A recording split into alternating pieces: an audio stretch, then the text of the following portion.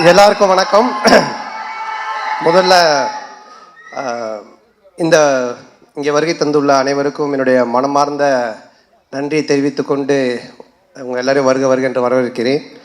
இந்த படத்தினுடைய எங்களுடைய தில்லுக்கு துட்டு 1, 2 அப்புறம் டிடி ரிட்டர்ன்ஸ் எல்லாத்துக்குமே எங்களுக்கு ஒரு ரைட்டிங்கில் ஸ்கிரிப்டில் ஒரு மிகப்பெரிய ஒரு குருவாக இருந்து உதவி பண்ணியது திரு இந்திரா சவுந்தரராஜன் சார். அவர் இப்போ இங்கே இல்லை, இறந்துட்டாங்க அவர்.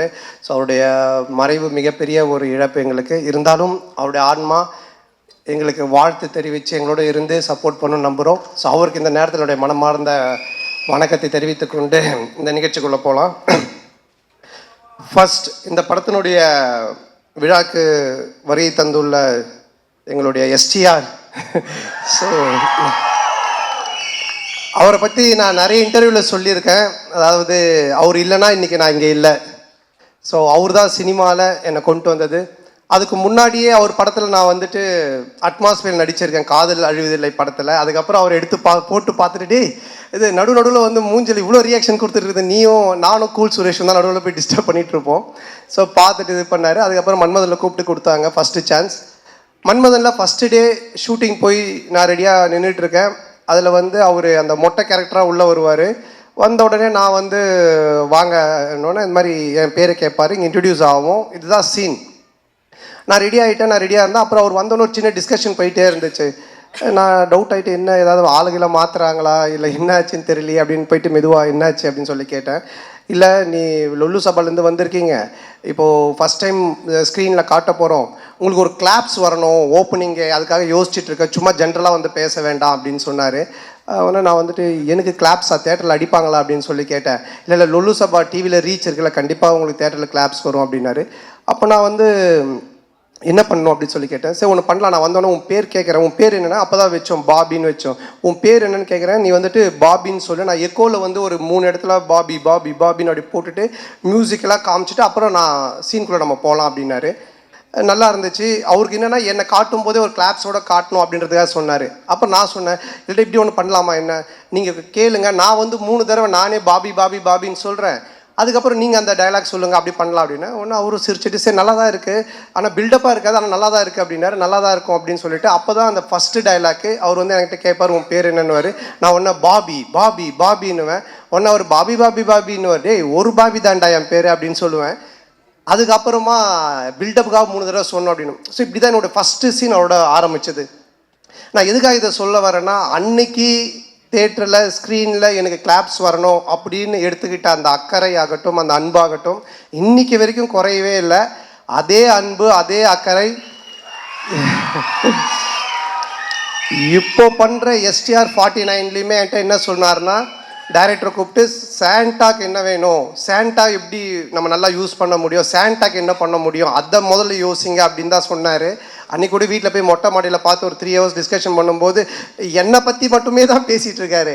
ஸோ இப்படிப்பட்ட ஒரு அன்பும் அரவணைப்பும் கொண்ட ஒரு அருமையான ஒருத்தர் எனக்கு கிடைச்சது. உண்மையிலேயே நான் கடவுளுக்கு நன்றி சொல்லணும், எங்கள் அப்பா அம்மாவுக்கு நன்றி சொல்லணும். ஸோ ரொம்ப நன்றி எஸ், நீங்கள் I love you all the time.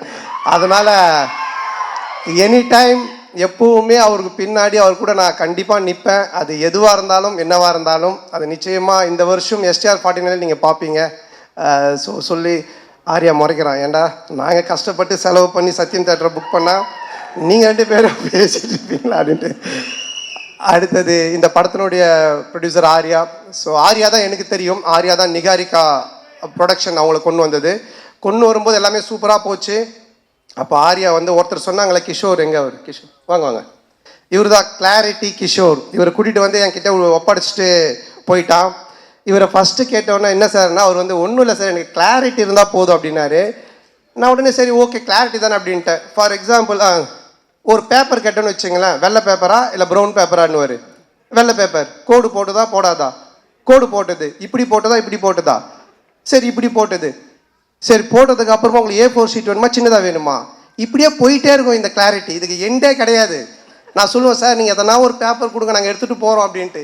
So என்னென்னா சினிமாவில் இந்த அளவுக்கு ஒரு கிளாரிட்டியாக நான் ஃபஸ்ட் டைம் ஒர்க் பண்ணது இவர் கூட தான். ஆனால் அது நல்லா இருந்துச்சு. ஏன்னா பிஃபோர் பேப்பரில் நம்ம எல்லாத்தையும் கிளாரிட்டியாக பண்ணதுனால இவ்வளோ பெரிய படத்தை எங்களால் கொஞ்சம் ஈஸியாக எடுக்க முடிஞ்சது.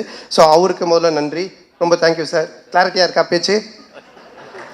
ஸோ அதுக்கப்புறமா ஆர்யா என்னுடைய நண்பரில் இந்த உயிர் நண்பன் அப்படின்வாங்களே அந்த மாதிரி நாங்கள் கல்லூரியின் இல்லை காசு கொடுத்துருக்கான்னு சொல்லி தான் ஆகணும்.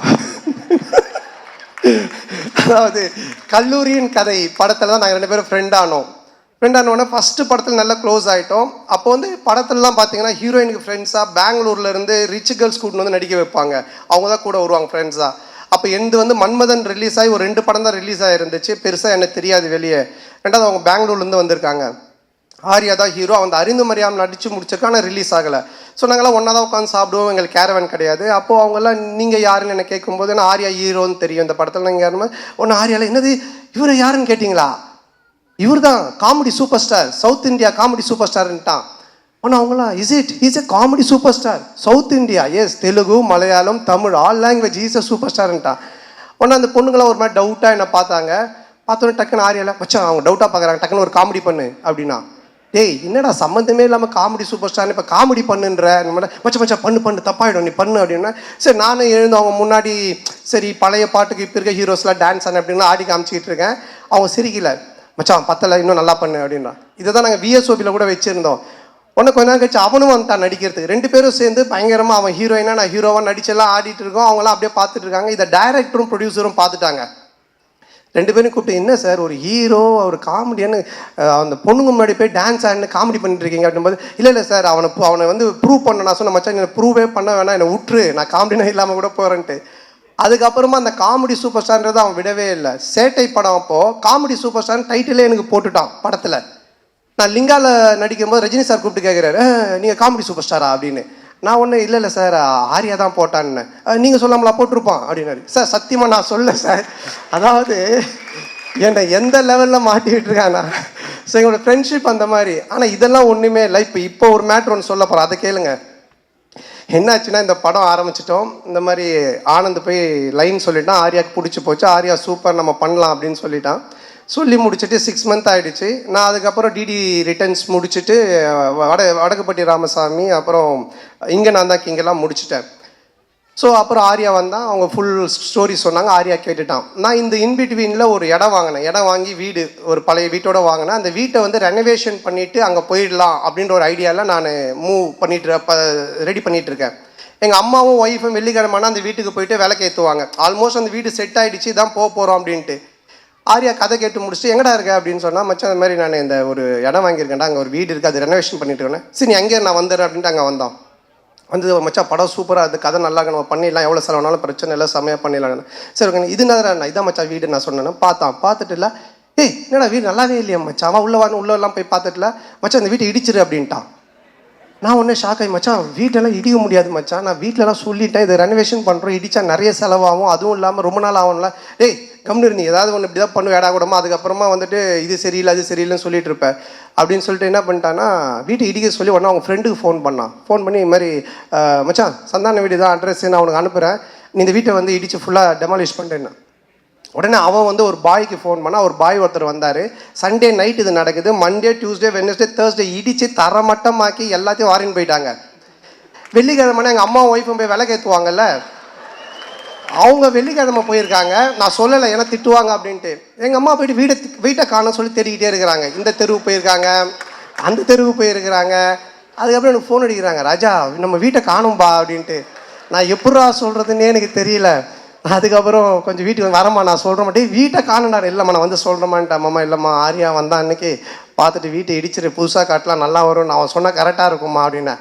உடனே எங்கள் அம்மா ஷாக்கா, ஏண்டா நீங்கள் 2 பேரும் படத்தில் தானடா அப்படி பண்ணுவீங்க, நிஜ வாழ்க்கையில் மாடா பண்ணுவீங்க, ஒரு வீட்டை இடிச்சிட்டு கிரவுண்டாக வச்சிருக்கீங்க. ஸோ இந்த லெவல் நாங்கள் 2 பேரும் ஃப்ரெண்ட்ஷிப்பு. ஆனால் என்னென்னா இதில் ஒரு விஷயம் நான் சொல்கிறது, 2 பேருமே இது வரைக்கும் அந்த கல்லூரியின் கதையிலேருந்து இன்றைக்கி வரைக்கும் பயந்ததே கிடையாது. சினிமாவில் இப்படி பண்ணலாம் அப்படி செய்யலாம் பயந்ததே கிடையாது. எதுவாக இருந்தாலும் தைரியமாக பண்ணுவோம். ஐயோ அது அப்படி ஆகிடுமோ, ஐயோ இப்படி ஆகிடுமோ, இப்படி பண்ணால் அப்படி ஆகிடுமோ அப்படின்ற பயம் எங்களுக்கு கிடையவே கிடையாது.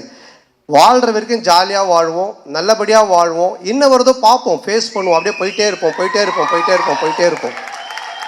அந்த ஒரு எனர்ஜி தான் இன்றைக்கி வரைக்கும் ஆர்யாவை இங்கே ஒரு இந்த இடத்துல கொண்டு வந்து ப்ரொடியூசராக நிற்க வச்சிருக்கு, என்னையும் ஒரு படம் பண்ணி போயிட்டு இருக்கிற இடத்துல வச்சிருக்கு.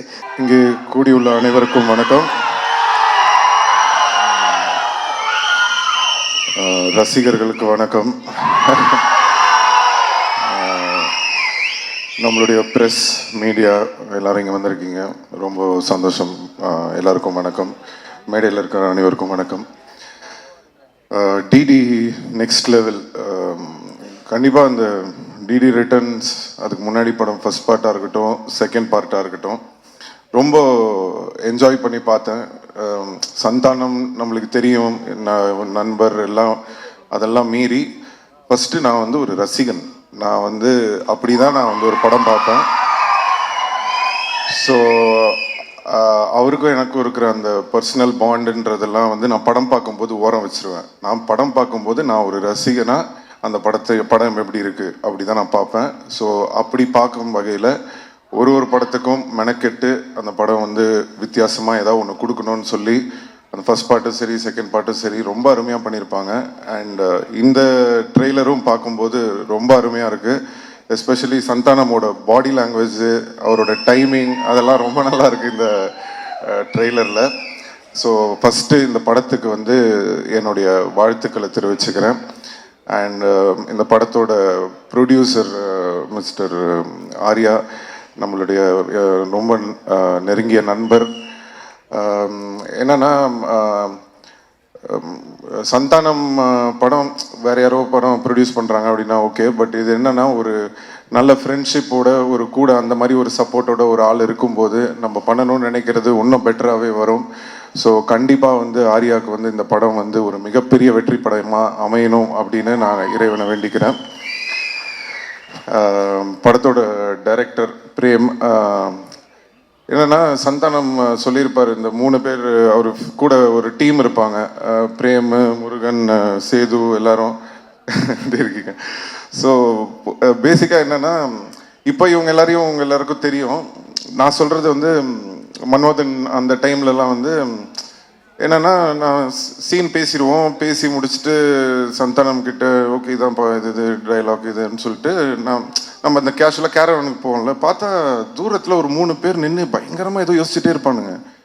யாரா இவனுங்க, யார் உள்ளே விட்டது, இவனுங்க பாட்டுக்கு ஒரு சைடில் நின்று ஏதோ பயங்கரமாக பேசிகிட்டு இருக்கானுங்களேன்னு சொல்லிட்டு ஃபஸ்ட்டு ஒரு வாட்டி நோட் பண்ணிட்டு நான் போயிட்டேன். திருப்பி ரிட்டர்னில் வரும்போது படத்தோட டைலாக்லாம் பேசிகிட்டு இருக்காங்க. யாரா இவனுங்க படத்தோட டைலாக்லாம் பேசுகிறானுங்க அப்படின்னு சொல்லிட்டு சந்தானத்தை கூப்பிட்டு, யார் இவனுங்க நம்ம டைலாக்லாம் டிஸ்கஸ் பண்ணிட்டு இருக்கானுங்க அப்படின்னு கேட்டவொடனே தான் சந்தானம் சொன்னது, இல்லை சார் நம்ம டீம் தான், பசங்க தான், ஃப்ரெண்ட்ஸு தான் அப்படின்னு சொல்லிட்டு. எதுக்கு இதை உங்களுக்கு சொல்கிறேன் அப்படின்னா, அன்னையிலேருந்துங்க இன்னைக்கு வரைக்கும் அந்த உழைப்பு அப்படியே இருக்கு, ஒரு துளி கூட குறையில. இந்த படம் வரைக்கும் அவங்க வந்து அந்த உழைப்பை வந்து தொடர்ந்து போட்டுகிட்டே இருக்காங்க. அது பார்க்கும்போது ரொம்ப ஆச்சரியமாக இருக்குது. அதில் வந்து பிரேம் வந்து இந்த படம் டைரக்ட் பண்ணியிருக்காரு, ஆல்ரெடி போன படமும் பண்ணார். நான் இப்போ தான் பேசிகிட்டு இருந்தேன், ரொம்ப நல்லா வந்திருக்கு, ரொம்ப நல்லா பண்ணியிருக்கீங்க அப்படின்னு சொல்லி. ஸோ வாழ்த்துக்கள் பிரேம். அப்புறம் ஆஃப்ரோ மியூசிக் டைரக்டர், அவர் வந்து எப்படி சொல்கிறேன்னா, மியூசிக் டைரக்டர்ஸ்னால் நம்மளுக்கு பொதுவாக எப்படி தெரியும், அவங்க மியூசிக் பண்ணுற இதை வச்சு நான் இந்த மாதிரி மியூசிக் பண்ணுறேன் சார் அது இதுன்னு பண்ணிகிட்டு இருப்பாங்க. பட் ஆஃப்ரோ எப்படின்னா டேலண்ட்ஸ், அந்த புது டேலண்ட்ஸை வந்து எப்படியாவது கொண்டு வரணும், அவங்கள இன்ட்ரடியூஸ் பண்ணணும், அவங்களுக்கு வாய்ப்பு கொடுக்கணும் அப்படின்னு சொல்லி அவ்வளோ பேருக்கு வந்து வாய்ப்பு கொடுத்துருக்காரு. So really very great brother. உங்களை மாதிரி இன்னும் நிறைய பேர் வரணும். அண்ட் கடவுள் கண்டிப்பாக உங்களுக்கான ஒரு இடம் வந்து தமிழ் சினிமாவில் கூடிய விரைவில் உங்களுக்கு கிடைக்கும்னு நம்புகிறேன். So I wish you all the very best. And Maran sir, மன்மதனில் அவர் சொன்ன மாதிரி ஒரு ரோல், ஏதாவது ஒரு ரோலில் அவரை ஒரு படத்துலேயாவது நடிக்க வைக்கணும்னு ட்ரை பண்ணிகிட்டே இருப்பேன், மிஸ் ஆகிட்டே இருக்கும். பட் எனக்கு என்ன சந்தோஷம்னா, அதை வந்து என்னால் பண்ண முடியாததை என் நண்பன் சந்தானம் பண்ணுறாரு. ஸோ தொடர்ந்து அவர் படங்களில் அவர் பார்க்கும்போது ரொம்ப என்ஜாய் பண்ணி பார்க்குறேன். கூடிய சீக்கிரம் நீங்கள் நடிக்கணும் சார் நம்ம படத்தில். அண்ட் ரெடின் கிங்ஸ்லி, அவர் வந்து உங்களுக்கெல்லாம் வந்து கோலமாவு கோகிலாலேருந்து தான் தெரியும், எனக்கு வந்து வேட்டை மன்னன்லேருந்தே தெரியும். அந்த படத்தில் வந்து இவரோட சீன்ஸுக்கு வந்து இவரோட டைலாக்ஸ்லாம் பார்த்துட்டு நெல்சன் கிட்ட சொல்லுவேன், டேய் நீ வேணா பாரு, இவர் பெரிய காமெடினா வரப்போறாரு. நெல்சன் வந்து சிரிப்பான். இப்போ என்னன்னா நெல்சன் எந்த படத்துலையுமே இவர் இல்லாமல் எடுக்கிறதே கிடையாது. ஸோ அந்த அளவுக்கு வந்து இன்னைக்கு வளர்ந்துருக்காரு. ஸோ ரொம்ப சந்தோஷமா இருக்கு. And the entire team of தில்லுக்கு நெக்ஸ்ட் லெவல் எல்லாருக்கும் என்னுடைய வாழ்த்துக்கள். 2 அழகான ஹீரோயின்ஸ் நடிச்சிருக்காங்க. நம்ம ரவீனா நடிச்சிருக்காரு. எல்லாருக்கும் கஸ்தூரி மேம் எல்லாருக்கும் என்னுடைய வாழ்த்துக்களை தெரிவிச்சுக்கிறேன். அண்ட் எனக்கு படம் ட்ரெய்லர்லாம் பார்த்தேன், எனக்கு எல்லாமே ஓகே. காமெடி மொட்டை ராஜேந்திரன் கலக்கியிருக்காரு, எல்லாமே ஓகே. ஆனால் எங்கள் டைரக்டர் கௌதம் மேனனை வந்து நீங்கள் இப்படி பண்ணுவீங்கன்றது வந்து எதிர்பார்க்கவே இல்லை.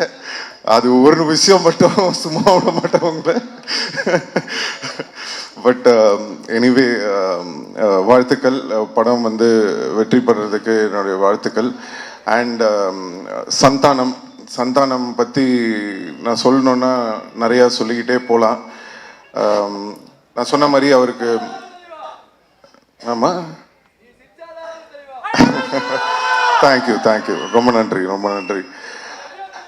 Love you too. ஸோ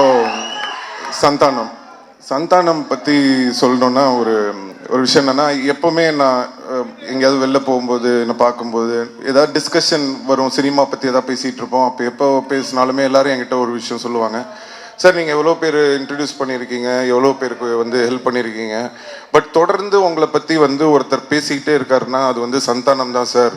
அவர் வந்து எந்த ஃபங்க்ஷனாக இருந்தாலும் சரி, எந்த இன்டர்வியூவாக இருந்தாலும் சரி, எந்த மேடையாக இருந்தாலும் சரி, எங்கே அவரை பற்றி அவர் ஏதாவது ஒரு விஷயம் பேசும்போது உங்களை வந்து மென்ஷன் பண்ணாமல் அவர் இருந்ததே இல்லை. அது என்ன சார் காரணம் அப்படின்னு சொல்லி நிறைய பேர் கேட்பாங்க. அப்போது அதுக்கு நான் ஒரே விஷயம் தான் சொன்னேன், அதுதான் அவருடைய கேரக்டர். அதுக்கும் எனக்கும் எந்த சம்மந்தமும் கிடையாது. நான் என்றைக்குமே வந்து ஒரு விஷயம் வந்து எல்லாருக்குமே நான் சொல்லிக்க விரும்புகிறேன், ஒருத்தங்களுக்கு நம்ம நல்லது செய்யலாம், ஒருத்தங்களுக்கு ஹெல்ப் பண்ணலாம், இல்லை ஒரு தண்ணி கூட எடுத்து கொடுக்கலாம், இல்லை ஏதோ ஒரு கஷ்டத்தில் இருக்காங்கன்னு ஏதோ ஒரு ஹெல்ப் பண்ணியிருக்கலாம். ஒருத்தங்களுக்கு ஹெல்ப் பண்ணுறீங்கன்னா எதிர்பார்க்காம ஹெல்ப் பண்ணுங்க. இந்த எதிர்பார்ப்பு வச்சுக்கிட்டு யாருக்குமே எந்த ஹெல்ப்பும் பண்ணாதீங்க. ஏன்னா ஒரு சில பேர் அந்த நம்ம பண்ண ஹெல்ப்பை ஞாபகம் வச்சு அதுக்கு வந்து ஒரு ரெஸ்பெக்ட் கொடுப்பாங்க. நிறைய பேர் அதை வந்து ரெஸ்பெக்ட் பண்ணாமல் ஏறி மிதிச்சுட்டு போயிட்டே இருப்பாங்க. ஸோ ஒருத்தங்க ஞாபகம் வச்சிருக்காங்களா இல்லையா, அவங்க மறந்துட்டாங்களா இல்லையா, ஏறி மிதிச்சுட்டு போயிட்டாங்களா இல்லையான்றது நம்மளுக்கு முக்கியமே கிடையாது. நம்மளுக்கு தேவை ஒன்று தான், நம்மளுடைய கேரக்டர் இதுதான். எனக்கு ஒருத்தங்களுக்கு ஹெல்ப் பண்ண பிடிக்கும், நான் ஹெல்ப் பண்ணுவேன், அவ்வளோதான். ஸோ அதை நம்ம வாழ்க்கையில் எப்போவுமே வந்து ஒரு இதுவாக வச்சுக்கிட்டோன்னு சொன்னால் எந்த ஒரு இதுவும் இருக்காது.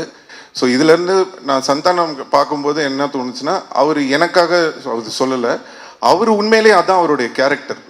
ஸோ அந்த பழசை மறக்காமல் அவர் இருக்கிறதுனால தான் இன்னைக்கு வரைக்கும் அவரோட எல்லா டீமும் அவர் கூட இருக்காங்க. ஸோ அது அவருடைய கேரக்டரை காட்டுது.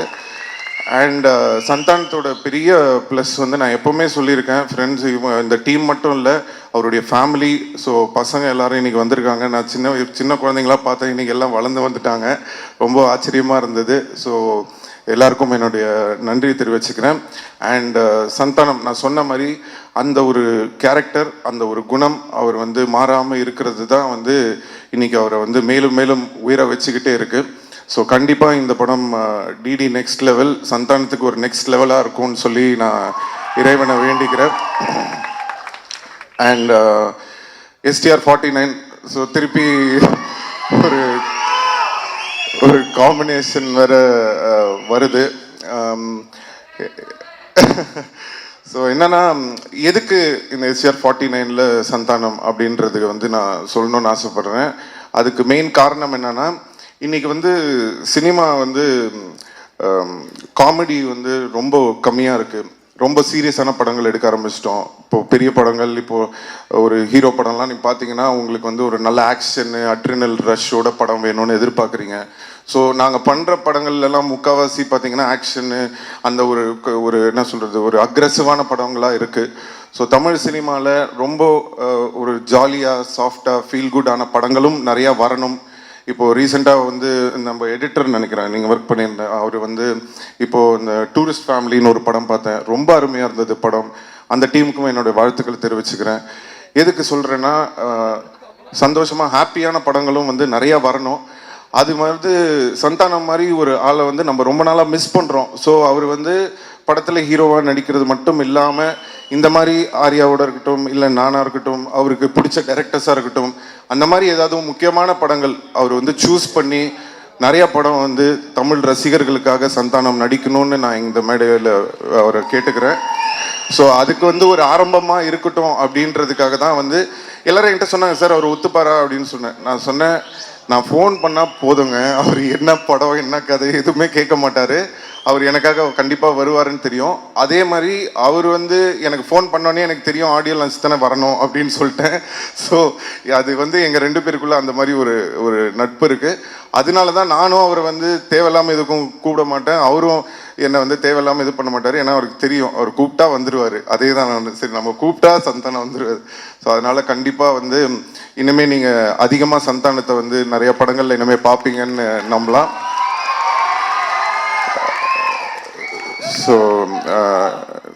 ஸோ இந்த டீமுக்கும் வர May 16th ஸோ கண்டிப்பாக எல்லாரும் தேட்டரில் போய் இந்த படத்தை பார்த்து என்ஜாய் பண்ணணும்னு சொல்லி எல்லாரையும் கேட்டுக்கிறேன். நன்றி, வணக்கம். ஃபர்ஸ்ட் ஆஃப் ஆல் ரொம்ப சந்தோஷமாக இருக்குது இந்த படம் ப்ரொடியூஸ் பண்ணதில்.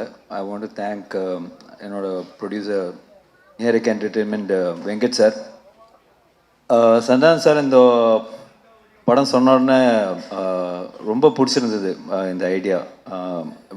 பிரேம் வந்து ஒரு இப்போ வந்து அவர் சொல்கிறார்ல காமெடி வந்து என்ஜாய் பண்ணிட்டு போங்கன்னெலாம் சொல்கிறாரு. பட் ஆக்சுவலாக பார்த்தீங்கன்னா நான் வந்து அவர்கிட்ட கதை கேட்க போகும்போது என்ன தான் இவங்க வந்து புதுசாக பண்ணியிருப்பாங்க, ஏற்கனவே 3 பாட்டு பண்ணிட்டாங்க அப்படின்னு நினச்சி தான் போனேன். பட் அவர் சொன்ன அந்த கதை அந்த ஐடியா வந்து ரொம்ப புதுசாக இருந்தது, வெரி இன்ட்ரெஸ்டிங். ஃபஸ்ட்டு கேட்டோன்னே அவர்கிட்ட சொன்னது வந்து நான் வந்து என்னென்னா, இது நீ வந்து சொல்கிறது வந்து ஒரு ப்ராப்பர் ஸ்கிரிப்டாக பண்ணிங்கன்னா ஒரு பெரிய படமாக இருக்கும் அப்படின்னு சொன்னேன் நான். So he took is time. அது ஸ்கிரிப்டாக பண்ணி முடிச்சுட்டு வரும்போது தான் பெருசாக இருந்தது. ஸோ அந்த இந்த ஸ்கிரிப்ட் ஆக்சுவலாக வந்து பட்ஜெட் வைஸும் ரொம்ப பெருசாக இருந்தது. ஸோ நான் வந்து வெங்கட் சார்கிட்ட சொன்னேன், இந்த மாதிரி சார் இந்த மாதிரி சந்தானம் சார் நான் பண்ணுறோம் சார், நம்ம கொஞ்சம் ஹெல்ப் பண்ணுங்கள், கொஞ்சம் பெரிய ஸ்கிரிப்டு பெரிய பட்ஜெட் ஆகும் அப்படிங்க. சரி நல்லா இருக்கா அப்படின்னு கேட்டார். நல்லா இருக்கு சார், கண்டிப்பாக ஒர்க் ஆகும் அப்படி, ஓகே பண்ணலாம் அப்படின்னாரு. அதுக்கப்புறம் சொன்னேன், இல்லை சார் சந்தானம் சாருக்கு நிறைய பிரச்சனை இருக்குது, அதெல்லாம் நீங்கள் தீர்த்தா தான் அவர் வந்து ஃப்ரீயாக ஒர்க் பண்ண முடியும். அப்படியா அப்படின்னாரு. ஓகேப்பா என்னப்பா பிரச்சனை சொன்னோடனே, இது படம் பட்ஜெட்டோட பெருசாக இருக்கேப்பா அப்படின்னாரு. அப்புறம் வந்து அது கூட இல்லாமல் அதுவும் தாண்டி அவர் வந்து பரவாயில்ல நீங்கள் பண்ணுங்கள், 2 பேரும் சேர்ந்து நல்லா பண்ணுங்க அப்படின்னு சொன்னார். பட் உங்களுக்கு ஒரு கிளாரிட்டி மேன் அனுப்புகிறேன், மிஸ்டர் கிஷோர் சார் எங்கே இருக்காரு சார், வாங்க மேலே வாங்க. இவரை அனுப்புகிறேன், இவரை நீங்களை சமாளிச்சிங்கன்னா நீங்கள் படம் எடுத்துக்கலாம் அப்படின்னாரு. ஸோ இந்த ப்ராஜெக்ட் வந்து என்னோட பார்ட் மெயினாக பார்த்தீங்கன்னா பிரேமை மீட் பண்ணது, சந்தானம் சாரை மீட் பண்ணது, இவங்க 2 பேரையும் கிஷோர்கிட்ட ஒப்படைச்சது தான் எனக்கு தெரியும். அவ்வளோதான் என்னோட பார்ட் இதில். மீதி வந்து அவங்க வந்து ரொம்ப மெனக்கட்டு ரொம்ப பிளான் பண்ண ப்ராஜெக்ட் தான் இந்த டெவில்ஸ் டபுள் நெக்ஸ்ட் லெவல். அதில் மாற்று கருத்தே கிடையாது. So happy. ஏன்னா நான் ஒரு 1 வீக் முன்னாடி படம் பார்த்தேன். I'm so happy. ஏன்னா எல்லோரும் வந்து பயங்கரமாக பண்ணியிருக்காங்க. Every department is so good. So கண்டிப்பாக இது ஒரு மிகப்பெரிய பிளாக் பஸ்டர் ஆகும்னு பெரிய நம்பிக்கையோடு இருக்கேன். அண்ட் இதில் வந்து நிறைய டெக்னீஷியன்ஸ் நிறைய பேர் சொன்னோம். தீபக் சார் அவர் கேட்டது ஒன்று கொடுக்குறது ஒன்று. பட் ஸ்டில் எந்த காம்ப்ரமைஸும் இல்லாமல் அவர் ரொம்ப ஹாப்பியாக ஒர்க் பண்ணார். ஆர்ட் டைரக்டர் மோகன் சார், ஆஃப்ரோ டெய்லி ஒரு இப்போ போஸ்ட் ப்ரொடக்ஷனில் பிரேம் சொன்ன மாதிரி டெய்லி 3 வாட்டி அவரை கால் பண்ணி திட்டிகிட்டு இருக்கேன். பரத் பிரதர் எல்லாருமே வந்து சிஜி டிபார்ட்மெண்ட், சிஜி ஹரி எல்லாருமே வந்து இந்த படத்தில் வந்து மிகப்பெரிய சப்போர்ட்டு தான் எனக்கு கொடுத்துருக்காங்க டெஃபினெட்லி. ஏன்னா இது ஒரு பியாண்ட் சினிமா ஒரு ஃப்ரெண்ட்ஷிப்புக்காக நிறைய எனக்காக பண்ணியிருக்காங்க, அதுதான் நான் சொல்லுவேன். ஸோ அதுக்கு நான் ரொம்ப கடமைப்பட்டிருக்கேன் sir. Really thank you so much. ஏன்னா இது ஒரு அவங்க ஃபுல் சேலரி ஃபுல் இது கொடுத்துருந்தா எங்கேயோ போய் நின்றுருக்கும். பட் ஸ்டில் இந்த ப்ராஜெக்ட்டுக்காக சந்தானம் சாருக்காக எனக்காக வந்து நிறைய பேர் நிறைய ஹெல்ப் பண்ணியிருக்காங்க இந்த ப்ராஜெக்டில். அது வந்து வெரி ஹாப்பி. கண்டிப்பாக இதை சொல்லி ஆகணும். அண்ட் ஆர்டிஸ்ட் எல்லாருமே வந்து இப்போ ஜிவிஎம் சாராக இருக்கட்டும், செல்வராகவன் சார் இருக்கட்டும், தே ஆல் ஒரு ஃப்ரெண்ட்ஷிப் பேஸில் தான் வந்து இந்த படத்துக்கு அக்செப்ட் பண்ணியிருக்காங்க. ஏன்னா நீங்கள் படம் பார்க்கும்போது உங்களுக்கு தெரியும் அந்த மாதிரி இப்போ சந்தானம் சார்னாலே ஃபுல்லாக எல்லோரும் கலாய்ச்சி விட்ருவாங்கன்னு பயந்துருப்பாங்க. பட் ஸ்டில் அவங்களோட கேரக்டரும் சரி, அவங்களோட இமேஜும் சரி, ரொம்ப பக்காவாக யூஸ் பண்ணி இந்த படத்தை பண்ணியிருக்காரு. ஸோ டெஃபினெட்லி நீங்கள் படம் பார்க்கும்போது உங்களுக்கு அது தெரியும். And finally STR brother, thank you so much brother. ஏன்னா இப்போ நான் அவர் சந்தானம் சார் வந்து அவர் கூப்பிட்டோன்னே அவர் அக்செப்ட் பண்ணி வந்துக்கிட்டார். It's really very kind of him. ஏன்னா நாட் எவ்ரிபடி எல்லாருமே வந்து அந்த ஃப்ரெண்ட்ஷிப்புக்காக வந்து வருவாங்களா இல்லையான்னு தெரியாது. But STR brother is always great. Thank you brother, thank you for coming. And கண்டிப்பாக இந்த படம் ஒரு மிகப்பெரிய சக்ஸஸ் ஆகும். May 16th ரிலீஸ் ஆகுது. அண்ட் எல்லாரும் படத்தை பார்த்து என்ஜாய் பண்ணுங்கள். Thank you so much. தேங்க்யூ. என்டேஞ்சல் குடியிருக்கும் எல்லாருக்கும் வணக்கம், நமஸ்தே, ஆதாப், சஸ்ரீ அகால். இந்த ஈவினிங் இங்கே இருக்கிறது எனக்கு ரொம்ப சந்தோஷம். I'm very thankful to be a part of this film. எல்லாருக்கும் சார் ஒர்க் பண்ணிட்டு எனக்கு ரொம்ப பிடிச்சிருந்தது. Especially SNT, the passion, the dedication you gave towards the cinema and for this film, it's really inspiring. Okay, now quiet. Let me tell you which nobody tells you, okay? So when SNT enters on the set, he becomes a producer, he becomes a director, he becomes a writer, he becomes a choreographer. He actually writes and makes sure that all the lines and scenes are perfect. And when I get a goosebumps when I saw him shooting continuously for 20 hours without taking a break. So yes, it's very, very, very inspiring for everyone. And our sweet director Anand sir, he's such a calmest, I would say. Whenever the situation gets difficult and I ask, sir, now what is going to happen? He told me, don't worry, chill, everything will be all right. Yes. Okay, so we all have a great bonding with each other. And we really have put so much of effort in this film, and it's too much of hard work. We have got lots of allergies and painless nights, of course. And I'm so thrilled to work with all these such great actors and directors like GVM sir, Muttarajan sir, Selvaraghavan sir, and everyone. And from the bottom of my heart, I have a huge love and respect for whole team, for crew, for technician, and especially for media. Today you guys are here to support us, to give us courage with lots of passion. And in this film you'll definitely see lots of comedy, fight, emotions, a beautiful transition, and I'm damn sure it's gonna be hit. And you guys will love it, you guys will laugh it, and you guys will enjoy it. So I would say kandipa theater ke family oda vandu movie parunga. Looking forward for 16th May. Thank you, have a great evening. எல்லாருக்கும் வணக்கம். முதல்ல நான் முக்கியமாக ஒரு 2 பேருக்கு thanks பண்ணணும். Okay முதல்ல சந்தானம் சாருக்கு ஒரு தேங்க்ஸ் பண்ணிக்கிறேன். அதுக்கப்புறம் ராம்பாலா சார். ஏன்னா இவங்க 2 பேர் இல்லைன்னா நான் இன்னைக்கு உங்கள் முன்னாடி ஒரு டேரக்டராக நிற்க முடியாது. தேங்க்யூ முரளி.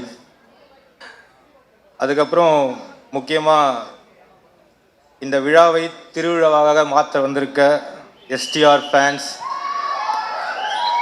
மற்றும் சந்தானம் சார் ஃபேன்ஸ்,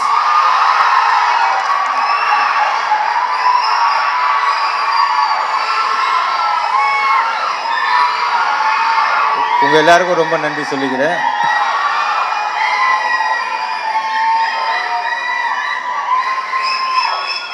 ஓகே, ஆக்சுவலாக சந்தானம் சாரை பற்றி ஒன்று சொல்லணும்.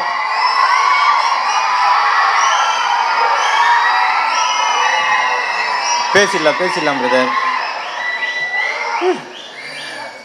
சந்தானம் சார் பற்றி ஒன்று சொல்லணும்னா, அவரோட நல்ல குணத்துக்கு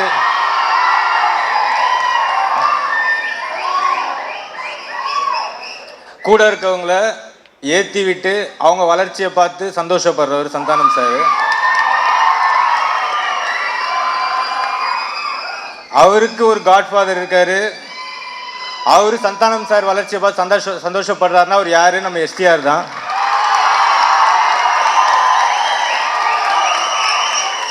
ஏன்னா லட்டுத்தின் ஆசையால இருந்து சார் ஸ்டார்ட் பண்ணது இன்னைக்கு இந்த படம் பண்ற வரைக்கும் கூடவே இருந்து சப்போர்ட்டாக அவர் ஒரு காட்ஃபாதர் மாதிரி இருந்து இவ்வளோ ஃபங்க்ஷனுக்கு இவ்வளோ வெயிட் பண்ணி நிற்கிறாருன்னா ரொம்ப ரொம்ப தேங்க்ஸ் சார். ஆக்சுவலாக இந்த படம் டிடி நெக்ஸ்ட் லெவல். இந்த படத்துக்கு நான் டைரக்டர்னு சொல்லிக்கிறத விட இந்த படத்துக்கு நானும் ஒன் ஆஃப் த ரைட்டர்னு சொல்லிக்கிறது ரொம்ப பெருமைப்படுறேன். ஏன்னா ஒரு படம் ஹிட் ஆயிடுச்சுன்னா அதோட டைரக்டரு மட்டும்தான் வெளில தெரிவாங்க, ரைட்டர்ஸ் யாரும் தெரிய மாட்டாங்க. இதில் அப்படி நடக்கக்கூடாது. ஏன்னா இந்த படத்துக்கு முக்கியமாக 2 பேர் இருக்காங்க ரைட்டர்ஸு. ஒன்று முருகா எங்கே இருக்கு, இன்னொருத்தர் சேது எங்கே இருக்கு, வாழைப்பழ காமெடியில் வருவார். ஏன்னா அவங்க 2 பேர் தான் மெயின் பில்லர்ஸ் இந்த மூவிக்கு. இந்த படம் ஜெயிச்சு பேரும் புகழ வாங்கினா அது எல்லாமே சொந்தக்காரங்க அவங்க தான். ரொம்ப ரொம்ப தேங்க்ஸ் முருகன், சேது.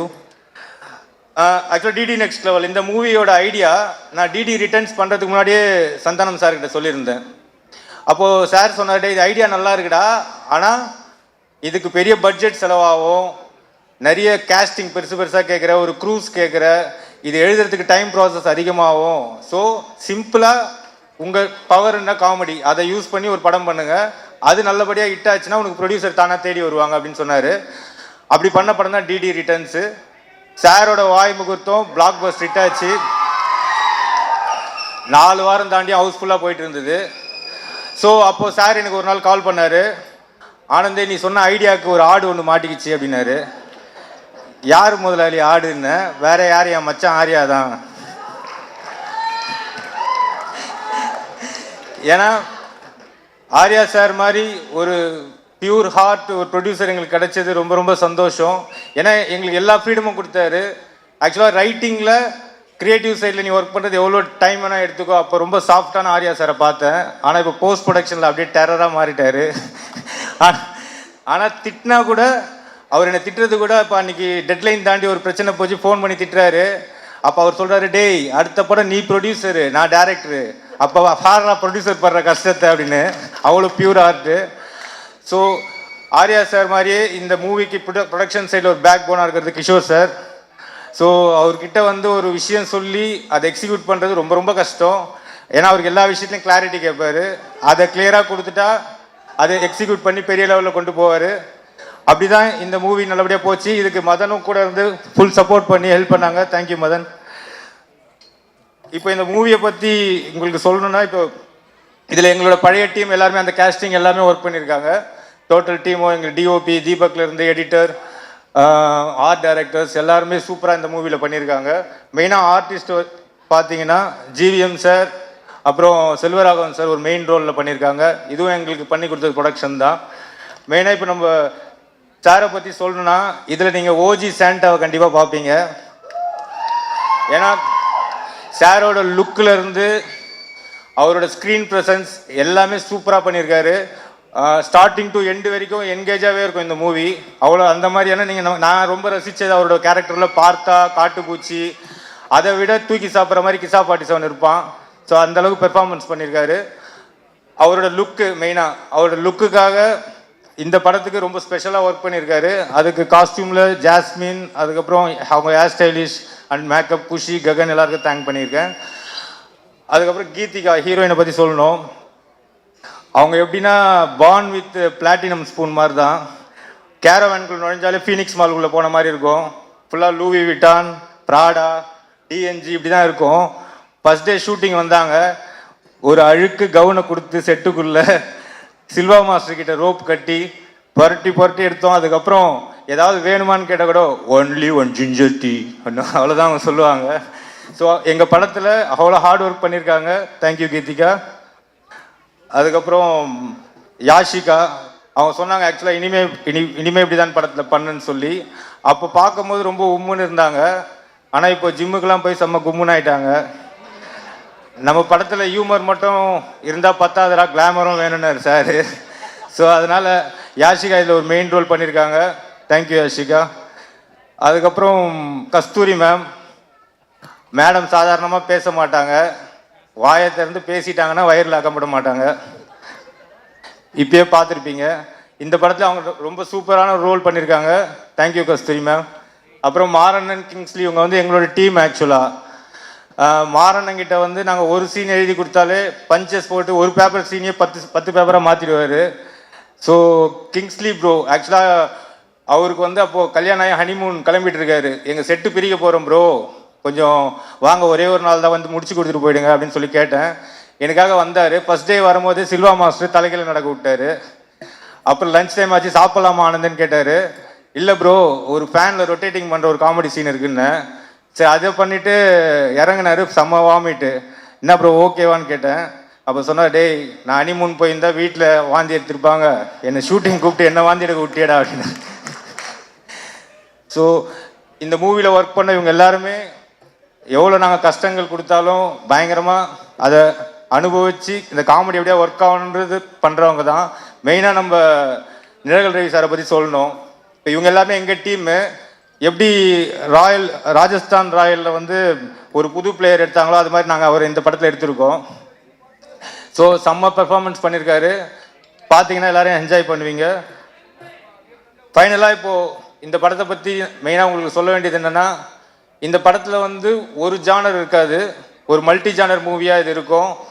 எல்லாரும் பார்த்து ரசிக்கிற மாதிரி, அதாவது வீட்டில் ஃபேமிலி ஆடியன்ஸ்லேருந்து இன்றைக்கி இருக்க ஜென்சிஸ்லேருந்து நம்ம வீட்டில் குழந்தைங்க வரைக்கும் எல்லாருமே பார்த்து ரசிக்கிற ஒரு மூவியாக இது கண்டிப்பாக இருக்கும். ஒரு விஷயம் என்னென்னா, மனுஷங்களுக்கு வந்து இந்த லவ், ஃபீலிங்ஸு, அதுக்கப்புறம் எமோஷன், இதெல்லாம் ஹார்ட் சம்மந்தப்பட்டது. ஸ்ட்ரெஸ்ஸு, டிப்ரெஷன், ஆங்ஸைட்டி இதெல்லாம் வந்து மைண்டு சம்மந்தப்பட்டது, மூளை சம்மந்தப்பட்டது. ஹார்ட் டச்சிங் பண்ணி படம் கொடுக்குறவங்க நிறைய பேர் இருக்காங்க. பட் ஸ்ட்ரெஸ் பஸ்டர் மூவி கொடுக்கறது சந்தானம் சார் ஒருத்தர் தான் இருக்கார்.